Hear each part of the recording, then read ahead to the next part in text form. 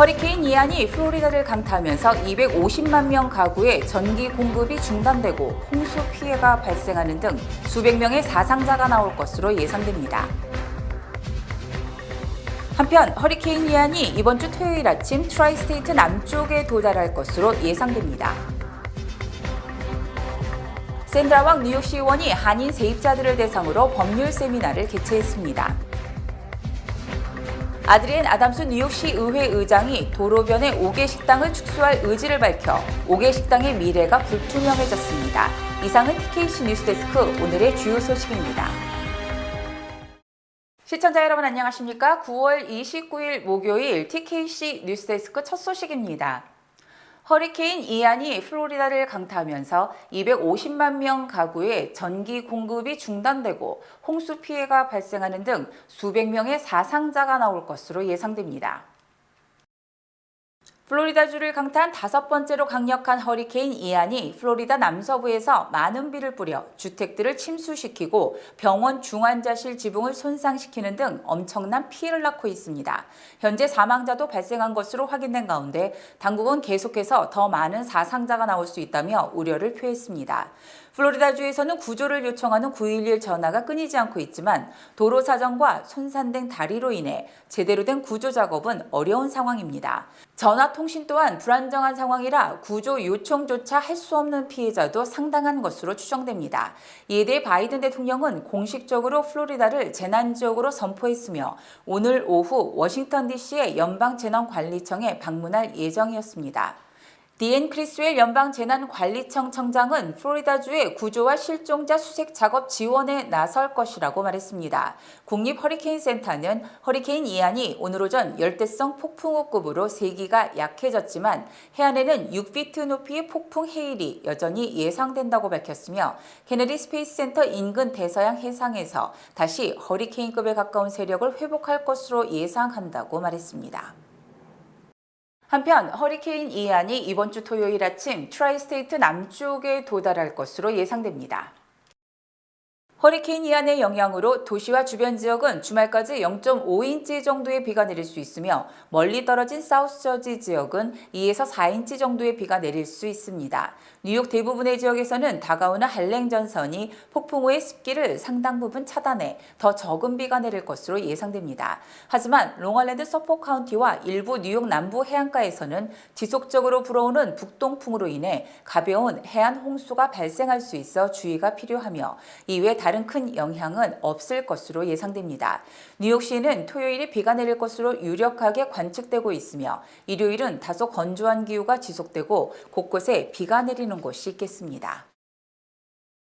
샌드라왕 뉴욕시 의원이 한인 세입자를 대상으로 법률 세미나를 개최했습니다. 황 의원은 28일 뉴욕 한인 상록회에서 뉴욕시 내 저소득 세입자의 권리 보호를 위해 일하는 전문 변호사들로 구성된 비영리 단체인 커뮤니티스 레시스트와 협력해 세입자들의 권리에 대한 정보를 제공하는 시간을 마련했습니다. 황 의원은 영어가 능숙하지 못한 지역 주민들이 자신의 권리를 알지 못해 집주인으로부터 부당한 일이 종종 발생하기 때문에 이번 세미나를 열게 됐다고 설명했습니다. Also, I think it's important to bring this information to seniors. I know a lot of seniors are struggling with housing, so it's ever more important that they know their rights as they're going through issues with housing laws. 이날 세미나 강사로 참석한 크리스토퍼 리 변호사는 렌트 안정법 적용을 받는 뉴욕시 아파트에서 거주하는 세입자들의 권리에 대해 설명했습니다. 리 변호사는 임대료 규제법에 따른 세입자들의 권리에 대해 구체적으로 설명했습니다.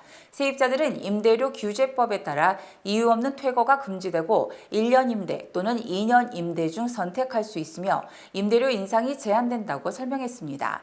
이외에도 임대료 규제된 아파트에서 거주하는 세입자들은 자신의 직계 가족에게 주택을 승계할 수 있는 권리도 있다고 덧붙였습니다.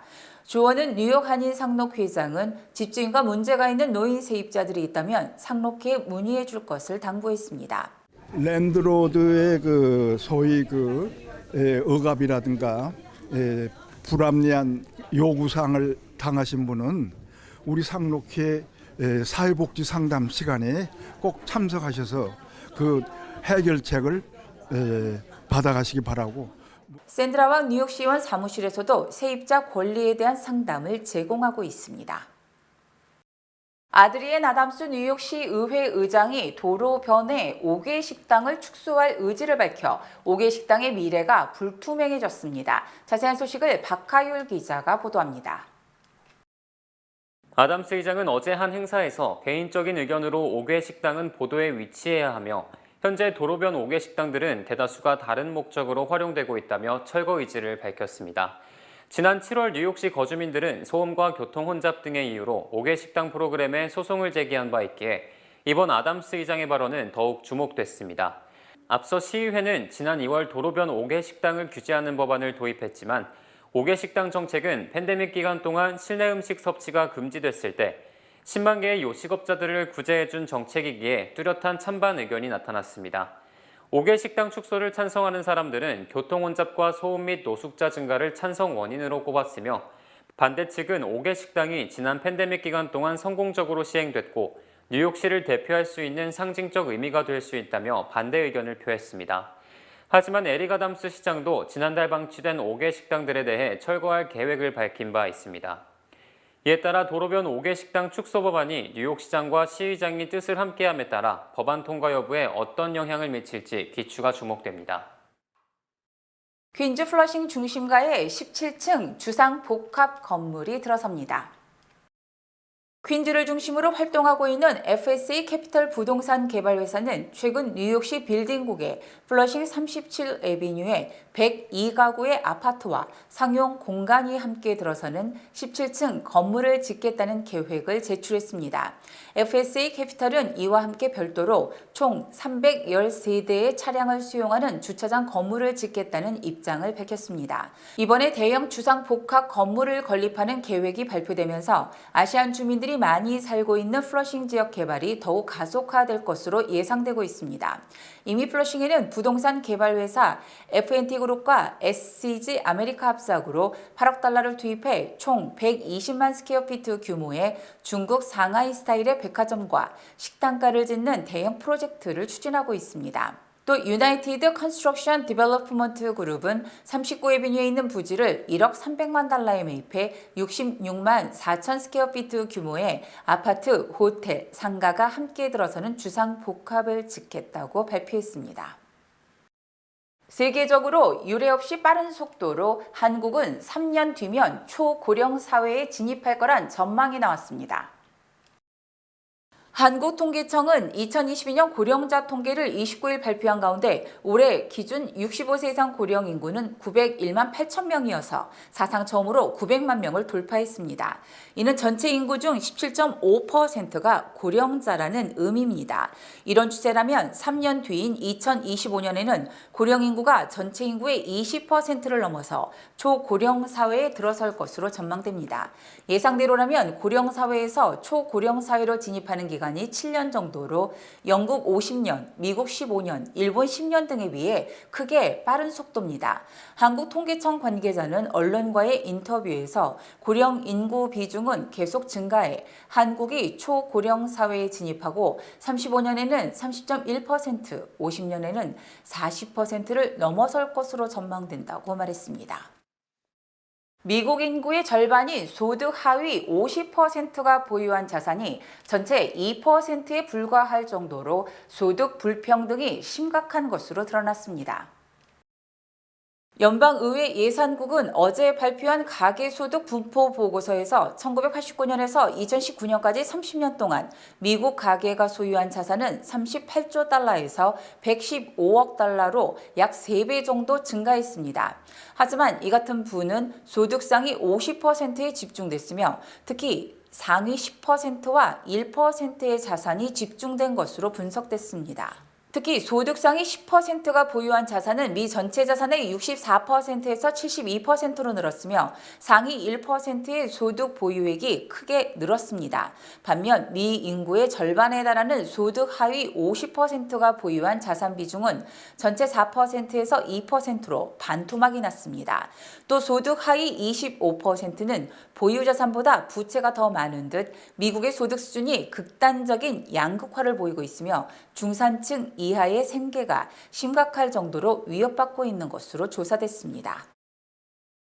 인플레이션 감축법으로 바이든 지지율이 올랐지만 2024년 대선에 출마해서는 안 된다는 여론이 고조되고 있는 가운데 민주당 지지율은 계속 상승하는 반면 바이든 지지율은 다시 내려가고 있습니다. 정치 전문 매체 폴리티코와 모닝 컨설트가 지난 23일부터 25일까지 성인 2,005명을 대상으로 여론조사를 실시한 결과 바이든 대통령의 지지율은 41%로 불과 일주일 전보다 5%포인트 급락했습니다. 바이든 대통령의 지지율은 지난 8월까지 최저 기록을 계속 갈아치우다 인플레이션 감축법 통과 등에 힘입어 최근 반등하는 모습을 보였지만 입법 성과의 효력이 떨어지면서 다시 지지율도 내려가고 있습니다. 특히 민주당 지지층은 일주일 전 조사에서 바이든 지지율이 85%였지만 이번에는 80%로 줄었으며 무당파는 비슷한 지지를 보여 민주당 내에서의 지지율 이반이 가속화된 것으로 분석됐습니다. 또 응답자의 3분의 2는 바이든 대통령이 2024년 대선에 출마해서는 안 된다고 답했으며 카멜라 해리스 부통령의 출마를 지지한다는 답변이 민주당 응답자 중 26%에 달했고 피트 부티지지 교통부 장관이 13%를 기록했습니다. 반면 내일 투표를 한다면 어느 당에 투표를 하겠느냐는 질문에 민주당이라는 답변이 45%로 일주일 전보다 2%포인트 오르는 등 바이든 대통령의 하락세와는 다른 모습을 보였습니다. 즉 유권자들은 민주당은 좋지만 바이든은 싫다는 반응을 보인 것입니다. 잦은 실언으로 건강 이상설에 시달리는 바이든 대통령이 어제는 이미 사망한 연방의원의 이름을 불러 정신이 오락가락한다는 우려를 낳고 있습니다. 바이든 대통령은 어제 오전 백악관에서 열린 기업 관련 대책회의에서 연방의회의 초당적 지원을 촉구하면서 마이크 브라운 상원의원, 코리 부커 상원의원, 제키 월러스키 상원의원 등에게 감사를 표한다고 말했습니다. 특히 제키 월러스키 하원의원의 이름을 연거푸 부르며 제키 여기 있습니까? 제키 어디 있나요? 라고 외쳤지만 월러스키 의원은 지난달 초 교통사고로 사망했습니다.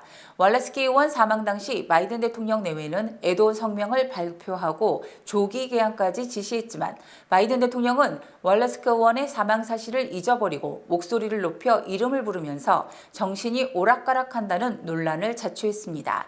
이에 대해 백악관은 정례 브리핑에서 월러스키 의원을 추모하는 법안 서명이 30일로 예정돼 있고 대통령이 가족들을 만날 예정이기 때문에 대통령 마음 가장 위쪽에 월러스키 의원이 존재했다며 실수를 해명했습니다. 1942년생으로 올해 80세인 바이든 대통령은 종종 실언을 했고 지난 4월에는 허공에 손을 내밀고 악수를 하는 등 잦은 건강 이상설이 제기되고 있습니다. 강력한 총기 규제법을 시행 중인 뉴욕주와 뉴저지주의 자살률이 전국에서 가장 낮은 것으로 조사됐습니다. 비영리단체 폭력정책센터가 발표한 2020년도 전국 자살률 보고서에 따르면 뉴저지주는 10만 명당 자살한 사람이 7.64명으로 전국에서 자살률이 가장 낮았습니다. 또 뉴욕주는 인구 10만 명당 8.49명으로 두 번째로 낮았고 로드아일랜드가 인구 10만 명당 8.89명으로 그 뒤를 이었으며 이는 전국 평균 10만 명당 13.95명보다 크게 낮은 것입니다.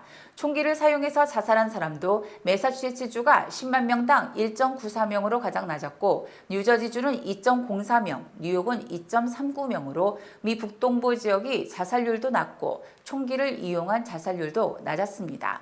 또 총기 소지 가구 비율도 뉴저지가 15.2%로 가장 낮았고 뉴욕이 20.5%로 두 번째로 낮은 것으로 나타나 총기 소지가 적을수록 자살률이 낮다는 상관관계가 입증됐습니다. 윤석열 대통령이 한국을 찾은 해리스 미 부통령과 만났습니다. 해리스 부통령은 인플레이션 감축법에 대한 우려를 전달받고 대책을 찾겠다고 답했습니다. 비속어 논란은 전혀 개의치 않는다고 말했다고 합니다. 이 소식을 박완경 기자가 전해드립니다. 윤석열 대통령은 아베 전 일본 총리 국장 참석을 마치고 한국을 찾은 카말라 해리스 미국 부통령을 접견했습니다. 자유, 안전, 번영을 지켜내는 든든한 버팀목으로서 한미동맹을 계속 발전시켜 나가고자 합니다. I am here to reinforce the strength of our alliance and strengthen our work together. 비공개 접견에서 윤 대통령은 미국의 인플레이션 감축법에 대한 한국의 우려를 전달했습니다. 한미 FTA 정신을 바탕으로 서로 만족할 합의 도출을 위해 긴밀한 협력을 기대한다는 뜻을 전하자 해리스 부통령은 방안을 찾아보겠다고 답했습니다. 법률 집행 과정에서 한국 측 우려를 해소할 수 있는 방안이 마련될 수 있도록 잘 챙겨보겠다고 했습니다. 우리로 치면 시행령을 만드는 과정에서 한국 측 우려를 고려하겠다는 의미입니다. 금융시장 안정을 위한 유동성 공급 장치 실행에 협력한다는 한미 정상 간 합의도 재확인했습니다. 뉴욕 순방길에 나온 윤 대통령의 비속어 발언과 관련해선 해리스 부통령은 한국 내 논란에 미국 측은 전혀 개의치 않고 있다. 바이든 대통령은 윤 대통령에 대해 깊이 신뢰하고 있다고 말했다고 대통령실이 전했습니다. 접견 후 최전선 비무장지대 DMZ를 방문한 해리스 부통령은 군사분계선 앞에서 대북 메시지를 내놨습니다. Our shared goal, the United States and the Republic of Korea, is a complete denuclearization of the Korean Peninsula. 그러면서 미국과 한국은 어떠한 만일의 사태에도 준비되어 있다고 강조했습니다. SBS 박원경입니다. 주요 단신 전해드립니다. 지난주 신규 실업수당 청구 건수가 19만 3천 건으로 전주보다 1만 6천 건 감소했으며 이는 6주 만에 증가했다 1주 만에 다시 줄어든 것입니다. 한국 시간 29일 서울 외환시장에서 원달러 환율이 1,435원으로 1,440원 돌파 하루 만에 다시 5원 정도 하락했습니다. 러시아가 예비군 30만 명 동원령을 내렸지만 이 조치에도 불구하고 훈련과 장비 부족으로 여전히 어려움을 겪을 것이라고 윌리엄 번스 CIA 국장이 전망했습니다. 64세 한인 남성 조모 씨가 지난 23일 오후 9시 뉴저지주 페어뷰 브로드웨이에서 SUV를 몰고 가다 전신주를 들이받은 뒤 허리를 크게 다친 여성 동승자를 내팽겨친 채 도주했다 경찰에 체포됐습니다. 러시아의 대유럽 천연가스 공급 중단이 반복되는 가운데 베이빗 멜페스 세계은행 총재가 어제 스탠포드대 연설에서 유럽 등이 에너지 러시아 의존에서 벗어나는 데 수년이 걸릴 것이라고 예상했습니다.